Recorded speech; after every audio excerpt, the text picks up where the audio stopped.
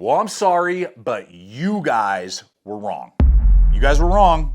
You did me dirty on this recommendation of this compact mini EDC fixed blade. Now listen, I appreciate your guys' recommendations all the time. I've discovered dozens of companies, gear items that have been epic because of your guys' recommendations. Please don't stop doing that. But this one, when I reviewed the KIZER mini harpoon in CPM 3V like 6 months ago, and I was totally blown away by this. This is a phenomenal blade. I think it is still on sale for like 50 bucks. I mean, it is epic for that price point.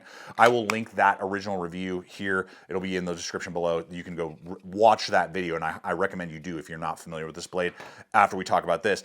In the comment section of that review, you guys were like, dude, if you're liking what you see with that mini harpoon, get the KIZER SMOLT or Smolier, I'm not sure, in CPM 3V.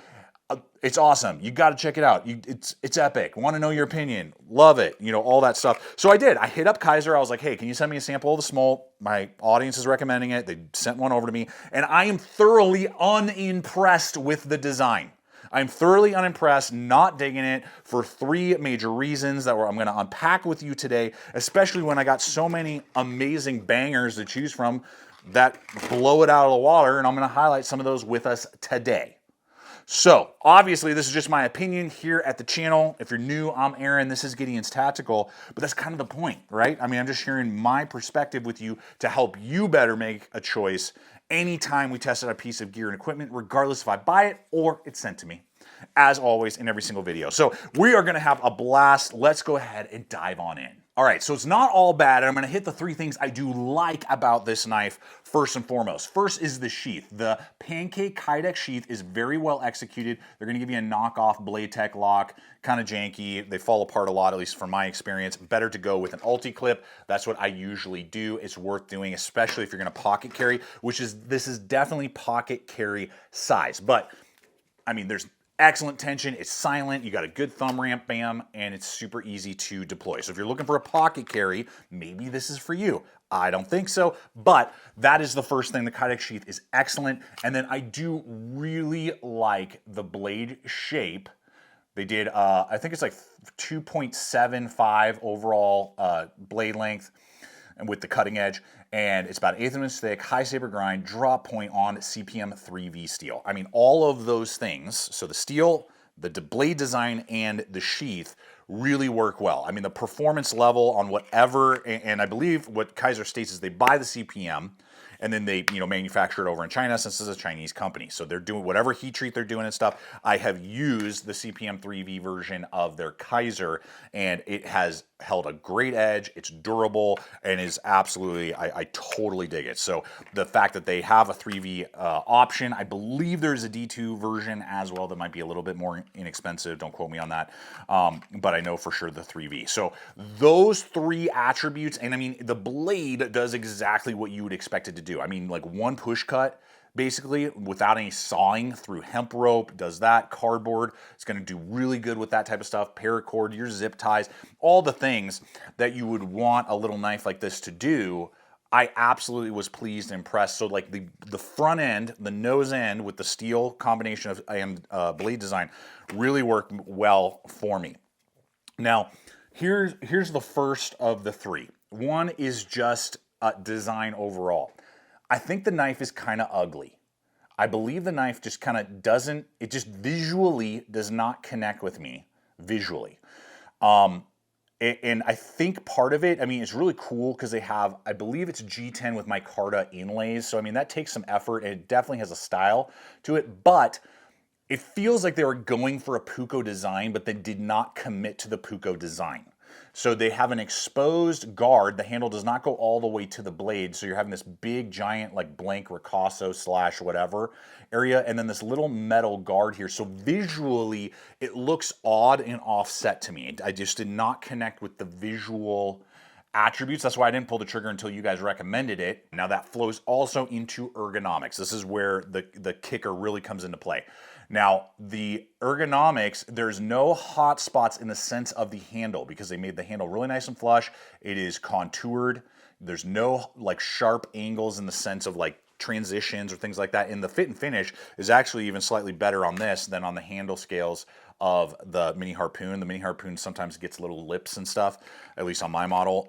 This one is perfectly symmetrical in that way. But first and foremost, the handle scale that you actually engage with is like 3 inches, maybe 3.1 inches long.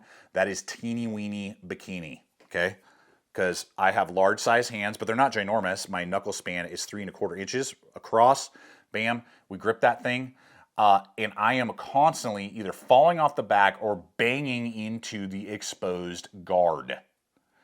That is not good. Ergonomically, I was constantly fighting, and you'll see it in the cutting, and I'll try and run in those shots. I'm constantly trying to figure out where my hand goes, and I cannot figure out where my hand goes. Because if I choke up, then I'm banging into the guard, and it feels very uncomfortable and creates a hot spot because of that little metal guard, where again, if they had just made it fully pukoed, I would not be dealing with that, and I would actually have a little more real estate. Or then I would feel that, I'm like, and I'd back off, and then my pinky is basically falling off the knife. So I'm constantly fighting with the knife to try and figure out where to put my grip. So ergonomically, I think it is actually, even though the idea is there, a total miss. Total miss. Probably would have been perfect as a puko, or if they had fully committed to the guard, encapsulated it, and done a cut-in similar to, I believe it's called the Maul. I can't remember. The Maul, I think is what it's called. I'll tag that. That is a fully committed, like longer handle, deeper guard that's all scaled in and just look, I haven't even used it yet, but it absolutely looks like it's going to be a much better handle design than what this Smolt or Smolier brings to the table. So, I mean, that is a major no to me. So design and then how they executed the ergonomics. Now we're going to get into the second part of that and run in a lot of these competitive options. But I do want to highlight a company that was brought to my attention by one of you viewers several years ago, and they're the sponsor of today's video. Hey guys, here at the 2025 Mile High Hunt and Fish Expo at the Hardside Hydration booth with my buddy Dustin. He's going to share with us some of the stuff that Hardside's got going on for 2025. How you doing today? Good. Thanks for stopping by. Absolutely. So, some new things we got. We got a new bite valve here. This one operates a little differently than our last one. It still has an on-off switch. This is in the off position. This is on, so it's really ergonomic to drink from. You can switch it around, so depending on which shoulder it's over, it'll still work for you, right or left. We have a new color hose this year. This is called Clay. This hose is made in Ohio. We ship everything to Montana, assemble it right there, ship it out to you guys. So we love supporting our country and small businesses like us.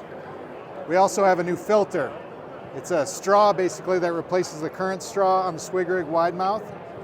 So just replace that straw. You can dip out of a stream or lake, and it's going to keep you protected, and just makes it really easy and convenient to have filtered water wherever you're at.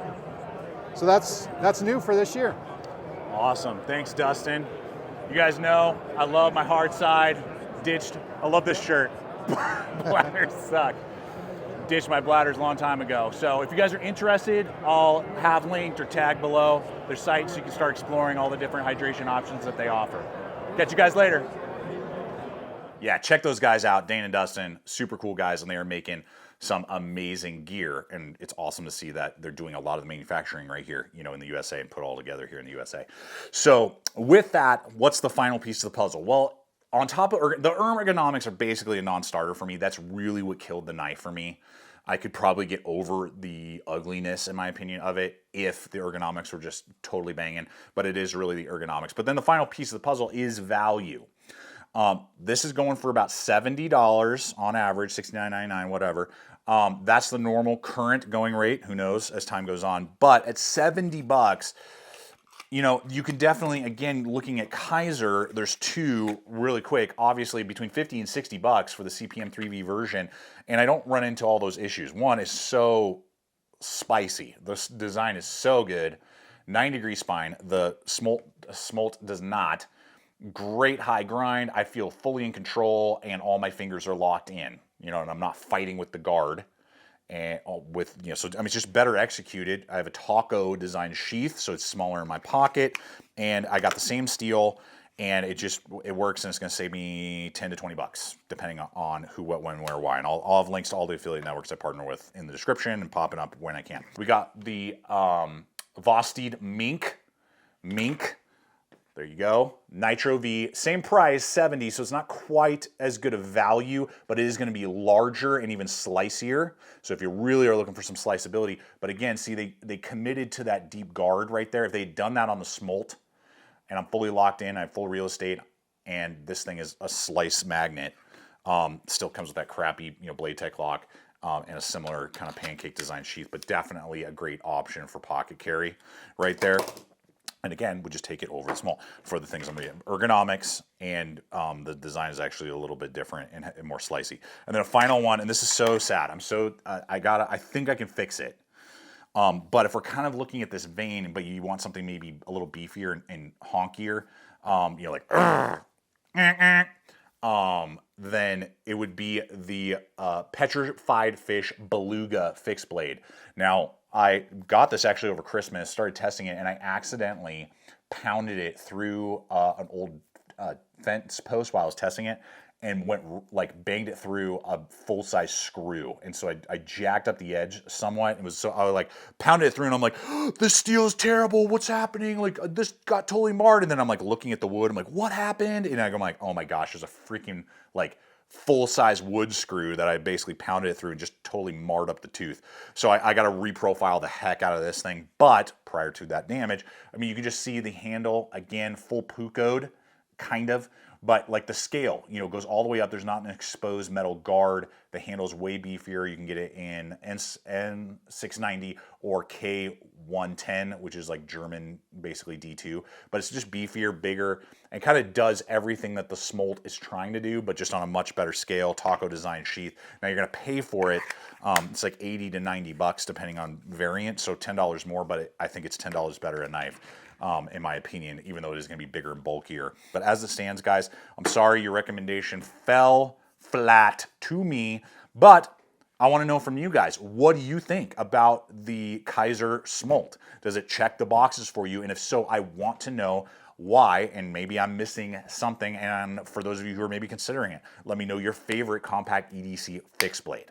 So that's me and my mileage. Your mileage may vary. I hope you guys are having an amazing Easter weekend as we celebrate the death, and we're right in the middle as I'm making this video on Saturday, and then the resurrection of Jesus Christ, the Savior of the world. So he is amazing. Without him, we have nothing, but with him, we have everything.